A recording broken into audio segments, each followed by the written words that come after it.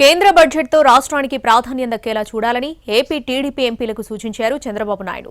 ఈ నెల 31 నుంచి పార్లమెంటు సమావేశాలు ఉండటంతో ఎంపీలతో చంద్రబాబు భేటీ అయ్యారు. అవకాశం వచ్చిన ప్రతిసారి ఏపీ ఆర్థిక పరిస్థితిని ప్రస్తావించాలని దిశానిర్దేశం చేశారు.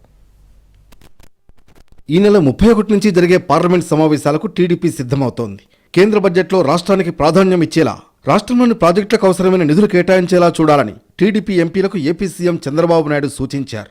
ఫిబ్రవరి 1వ తేదీన కేంద్రం బడ్జెట్ ప్రవేశపెడుతూ ఉండడంతో ఉండవల్లి నివాసంలో చంద్రబాబు టీడీపీ పార్టీ సమావేశాలను నిర్వహించారు.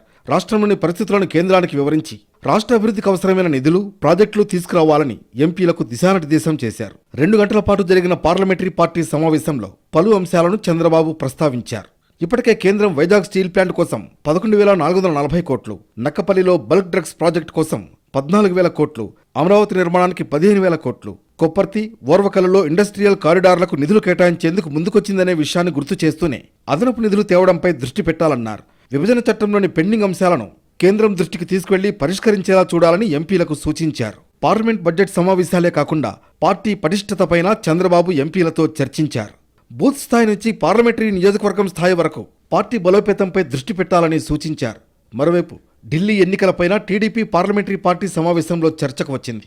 ఈ నెల 2న హస్తినకు వెళ్లనున్న చంద్రబాబు ఢిల్లీ తెలుగు అసోసియేషన్తో కలిసి ఎన్నికల ప్రచారంలో పాల్గొంటారు.